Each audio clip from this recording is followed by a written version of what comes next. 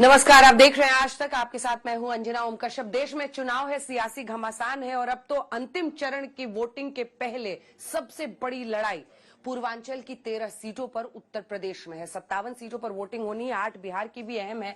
लेकिन इन सब पर बातचीत करने के लिए हमारे साथ उप मुख्यमंत्री उत्तर प्रदेश के केशव प्रसाद मौर्य जी जुड़ रहे हैं। बहुत बहुत स्वागत है सर आपका आज तक पर। जी बहुत बहुत धन्यवाद। मेरा पहला प्रश्न ही आपसे एक ऐसा प्रश्न होगा जिसमें आपको लगेगा कि देखिए, आप लोग चुनाव के एन पहले, वोटिंग के एन पहले जब मुस्लिम आरक्षण को हम रिव्यू करेंगे कहते हैं, विपक्ष आरोप लगा रहा है कि आप पूरी कोशिश कर रहे हैं। 13 में आपकी पिछली बार परफॉर्मेंस सर 11 सीटों की थी, आप चाहते हैं 11 से हम एकदम 13/13 लाएं, इसीलिए आप लोग पूरी ताकत झोंक रहे हैं ध्रुवीकरण वाली। अगर उप मुख्यमंत्री उत्तर प्रदेश के ये कहते हैं सर कि हमें मुस्लिम आरक्षण जो दिया जा रहा है ओबीसीज को, मुस्लिम्स में, उसको रिव्यू करना है, तो इसका क्या अर्थ है और 7 साल बाद आपको क्यों याद अगर चोर को चोर कहा जाए तो उसको परेशानी क्यों हो रही है?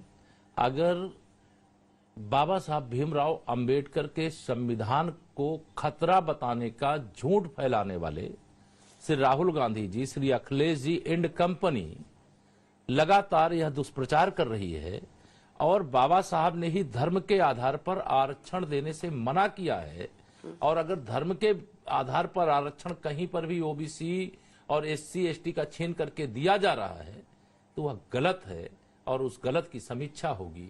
और यह हम ही नहीं कह रहे हैं, अभी पश्चिम बंगाल में तो वहां के कोलकाता के हाई कोर्ट ने ऐसे बड़ी संख्या में ओबीसी के प्रमाण पत्र जारी किए जो मुस्लिम थे, जो घुसपैठिए थे। वही स्थिति कर्नाटका के अंदर है। कर्नाटका में कांग्रेस की सरकार है। कांग्रेस की सरकार ने वहां मुस्लिमों को आरक्षण का लाभ देने के लिए ओबीसी में शामिल कर दिया। ये संविधान का गला घोटना है और ये व्यवस्था को तहस नहस करना है और ओबीसी एससी एसटी के अधिकारों को हरण करना है, जो हम नहीं होने देंगे। हम इसका विरोध करते इस चुनाव के दौरान भी कह रहे हैं और चुनाव के बाद भी कहेंगे और इसकी समीक्षा भी करेंगे। समीक्षा का अर्थ क्या मानूं? समीक्षा का अर्थ यही मानिए कि अगर कहीं पर भी संविधान विरुद्ध कोई कार्य हो रहा है, बहुत सारी चीजें अचानक खुलती हैं, खोजने से खुलती हैं, किसी कारण से खुलती हैं। अब इसका खुलासा हो गया, कर्नाटक मॉडल कांग्रेस का है और फर्जी ओबीसी के प्रमाण पत्र जो मुस्लिमों को जारी किए गए उसका उदाहरण पश्चिम बंगाल है। तो यह जब दो उदाहरण हमारे सामने रखे हुए हैं तो उसके आधार पर हम देखेंगे का मैं क्या अर्थ समझूं? उसकी समीक्षा करेंगे। आप कह रहे हैं सर, आप कह रहे हैं कि देश का संविधान धर्म के आधार पर आरक्षण देने की बात नहीं कहता है, जो कि सच्चाई है, और फिर धर्म के आधार पर जो ओबीसी वहां पर है उनको आरक्षण मिल रहा है। तो ऐसे में क्या आप वो आरक्षण खत्म करने की बात कर रहे हैं? निश्चित तौर से उसकी गहन समीक्षा करेंगे। अगर उसमें कुछ भी संविधान विरुद्ध है तो उस संविधान विरुद्ध जो कुछ भी होगा उसको बदलने की भी कोशिश करेंगे, लेकिन इसकी समीक्षा 4 जून के बाद करेंगे।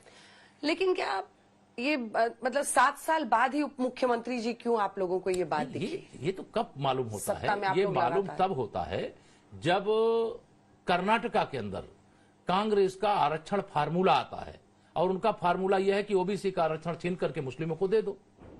जब कलकत्ता, मैंने कहा, हाई कोर्ट ने यह फैसला सुनाया कि ये फर्जी प्रमाण पत्र ओबीसी के जारी कर दिए गए, तब इसका ध्यान आता है। जब हम 2012 का समाजवादी पार्टी का घोषणा पत्र पढ़ते हैं तब भी ये ध्यान में आता है। इन लोगों ने क्या क्या कारनामे किए होंगे, अब उसका पता करेंगे। पता करके अगर कुछ भी ओबीसी के साथ, एससी के साथ, एसटी के साथ गलत हुआ है तो उसको सुधारने का काम करेंगे, उसको ठीक करने का काम करेंगे। आपने मुख्यमंत्री जी यूपी में ये बात लीड की, उसके बाद अब राजस्थान में भी यही बात कही जा रही है। तो क्या ये बीजेपी एक रणनीति के तहत काम कर रही है? अब वोटिंग में हम आखिरी फेज की तरफ बढ़ रहे हैं, वहां पर भी वो कह रहे हैं अब हम समीक्षा करेंगे। रणनीति का विषय नहीं, ये न्याय का विषय है। और न्याय, अगर ओबीसी के साथ यह न्याय किया गया, वह वंचित वर्ग था, उसको आरक्षण की जरूरत थी और उस आरक्षण की जरूरत को अगर संविधान की मंशा के अनुरूप पूरा किया गया है तो ये वोट बैंक की राजनीति करने वाले, मुस्लिम तुष्टीकरण की राजनीति करने वाले अगर मेरा आरक्षण छीनेंगे तो मैं चुप रहूंगा। अगर उनका कुछ छीना जाएगा वो चुप रहेंगे। जब वो नहीं चुप रह सकते तो हम क्यों चुप रहें? अब राजस्थान की आपने बात कही, राजस्थान में चुनाव नहीं है, लेकिन अगर चुनाव वहां के संपन्न हो गए हैं, मतगणना 4 जून को होनी है, तीसरी बार मोदी सरकार प्रचंड बहुमत से बनने जा रही है, बनने के बाद अगर कुछ गलत हुआ है तो उसकी समीक्षा करेंगे जी। उप मुख्यमंत्री जी, बात ओबीसी की है, इसीलिए क्या आपको चुना गया ये बात रखने के लिए? नहीं, ये नहीं, आप धारणा हो सकती है। आप ये लोग तो धारणा हो बहुत सोच समझ के कुछ भी कदम उठाती है बीजेपी। ये धारणा हो सकती है। अगर सच कहना और उस सच में यह खोजना कि अगर ओबीसी के आरक्षण पे डाका डाला गया है और उन डकैतों को पकड़ने का प्रयास किया जाए तो वह गलत नहीं हो सकता है, वो सही है। कहीं पर भी डाका पड़ेगा, कोई भी डाका डालेगा, कोई भी साजिश करेगा तो उसका पता तो करेंगे ना। लेकिन ये 13 सीटों का क्या हिसाब किताब है? 13 सीटें हम 13 की 13 जीत रहे हैं। जो हम जीते थे उसमें जीत दोहरा रहे हैं, जो हम हारे थे उसमें हारने के बाद से ही जीत की तैयारी शुरू कर चुके हैं। दोनों सीटें पिछली बार बीएसपी को गई थी। मैं दोनों सीटें इस बार बीजेपी की होंगी। दोनों सीटों पे कमल खिलेगा। आज मैं गाजीपुर गया था, कल मैं घोसी वाली लोकसभा में गया था और दोनों सीटों का मैं करंट देख करके आया हूं। एक सीट पे हमारे गठबंधन के साथी ओम प्रकाश राजभर जी के पुत्र अरविंद राजभर जी लड़ रहे हैं। दूसरी सीट पे हमारे पारसनाथ राय जी जो बहुत वरिष्ठ कार्यकर्ता हैं वह प्रत्याशी हैं। और एक तरफा आंधी है और लोग जानते हैं कि अफजाल अंसारी के बारे में मुकदमा कोर्ट के समक्ष विचाराधीन है। किस दिन क्या फैसला आएगा। वह व्यक्ति सांसद बनने के बाद 5 साल न प्रधानमंत्री जी के पास गया न मुख्यमंत्री जी के पास गया कि गाजीपुर के विकास के लिए कुछ दे दीजिए। गाजीपुर का विकास ठप पड़ गया है। वहां किसी को बम बनाने, कट्टा बनाने, बंदूक बनाने की फैक्ट्री नहीं लगाना है, वहां पर विकास की फैक्ट्री लगाना। विकास के लिए जो योजनाएं उस समय मनोज सिन्हा जी 2014 में सांसद बने थे, उनके समय जो शुरू हुई, 2017 में जो हमारे विधानसभा में कई विधायक जीते थे उन लोगों ने जो शुरू किया, 22 में इनके विधायक गाजीपुर में सभी के सभी जीत गए थे, हमारे नहीं जीत पाए थे और सांसद भी हमारा नहीं था। तो गाजीपुर का विकास ही ठप तो पड़ वो गया। फिर से चुनावी मैदान में है और वो अपने तरीके से वो अपनी बात कहते हैं, तभी तो पिछली बार वहां की जनता ने चुना उनको। निश्चित तौर से पिछली बार गठबंधन का असर कुछ सीटों पर हुआ था, उसमें गाजीपुर भी थी, उसमें घोसी भी थी। लेकिन इस बार गठबंधन बेदम हो चुका है। गठबंधन चुनाव केवल मतदान का इंतजार करिए, मतगणना का इंतजार करिए। हम 13 की 13 सीटों पे कमल खिलाएंगे, भाजपा गठबंधन को जीतेगा। उत्तर प्रदेश की 80 सीटों पर आते हैं। देखिए, जब आप चरम पर थे, जब आप मतलब मोदी लहर पूरे देश में देखा गया, तब भी 72 सीटें थी और उसके बाद से 60 और 62 अपना दल की 2 सीटों के साथ 19 में आई, जिसपे विपक्ष का कहना है कि पुलवामा इफेक्ट था। तो 2024 में जब आप तीसरी बार चुनाव लड़ रहे हैं तो 80 की 80 आ जाएंगी।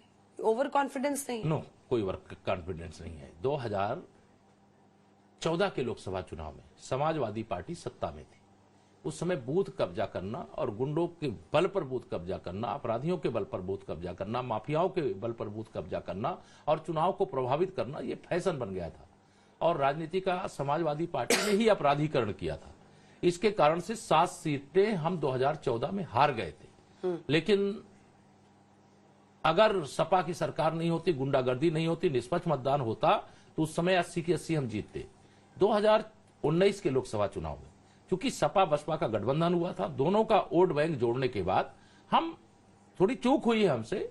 इतने बड़े बड़े अंतर से भी नहीं हारे कि जो हम जीत नहीं सकते थे, लेकिन हार हो गई थी, उसको हम स्वीकार करते हैं। लेकिन इस बार जो हार है उसको जीत में बदलने के लिए कार्यकर्ता भी तैयार है, जनता भी तैयार है।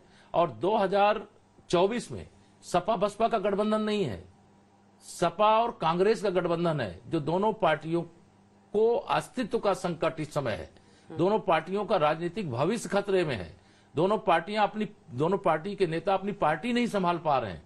वह भारतीय जनता पार्टी को हराने के ख्वाब देखते हैं। लेकिन अलायंस तो है ही, मिल के दोनों लड़ रहे हैं। 2017 में विधानसभा में भी लड़े थे, उस समय तो दोनों के पास कुछ अस्तित्व था। आज तो दोनों आईसीयू में पड़े हुए हैं, ऑक्सीजन की तलाश में। अच्छा, आप केशव प्रसाद मौर्य जी, कई लोग मान रहे हैं कि ये जो अब 400 पार वाला नारा है वो व्यवहारिक नहीं है। इस बार कई जगहों पर महंगाई, बेरोजगारी मुद्दा बना है और हो सकता है सीटें फिसले। मुझे नहीं लगता है। मुझे तो लगता है 400 पार को लेकर के शंका और भाषण के माध्यम से जो बयानबाजी, वह केवल इंडी गठबंधन के, चाहे वो श्री राहुल गांधी हो, चाहे वो श्री अखिलेश यादव जी हो और चाहे उनके कोई और साथी दल के लोग हों, उन्हीं के बयान आप ऐसा देखेंगे। जनता से पूछिए जाकर के, जनता पूरा भारत मोदी में है, पूरा देश, पूरा हिंदुस्तान मोदी मोदी बोल रहा है और जो मैं किसी भी कार्यक्रम में जाता हूं मुझे नारा नहीं लगाना पड़ता। अब की बार ऐसा कहो तो दूसरी लाइन 400 पार, तीसरी बार मोदी सरकार, ये नारा लग रहा है। ये जन जन की आवाज है, जन जन की आकांक्षा है। आखिरी प्रश्न है मेरा। आपने 80 की 80 कही, लेकिन 4 सीटें हैं जिस पर चर्चा किए बिना हम लोग नहीं उठ सकते हैं। अमेठी, रायबरेली, मैनपुरी, कन्नौज। कई लोग मान रहे हैं कि क्या स्मृति ईरानी के लिए एक चैलेंज हो गया है अमेठी की सीट। रायबरेली क्या राहुल गांधी बरकरार रखेंगे, जो उनकी मां की सीट थी पहले। और मैनपुरी, जहां पर डिंपल यादव इस बार चुनावी में, जहां पर आप कभी जीते नहीं और समाजवादी पार्टी कभी हारी नहीं। और कन्नौज, जहां पर क्या सुब्रत पाठक को चैलेंज नहीं होगा, अखिलेश यादव खुद उतरे हैं। देखिए, 4 श्री अखिलेश यादव जी 2019 का भी चुनाव बसपा के साथ गठबंधन के माध्यम से स्वयं लड़ रहे थे। प्रत्याशी जरूर डिंपल जी थी, लेकिन चुनाव तो लड़ने का काम श्री अखिलेश यादव जी कर रहे थे। लेकिन चुनाव में कौन हारा था? श्रीमती डिंपल यादव जी हारी थी, अर्थात अखिलेश यादव जी हारे थे। और 2019 के ही लोकसभा चुनाव में स्वर्गीय मुलायम सिंह यादव जी, नेताजी, कितने वोटों से जीते थे? 95,000 वोटों से जीते थे। अगर 2019 में सपा बसपा के गठबंधन के बाद 95,000 वोटों से जीते, अब वो उपचुनाव का हिसाब लगाएंगे कि उपचुनाव में हम ज्यादा वोट से जीते। अब नेताजी का निधन हुआ था, सहानुभूति में किसी ने वोट दे दिया है, तो वो समाजवादी पार्टी का वहां का आधार नहीं है।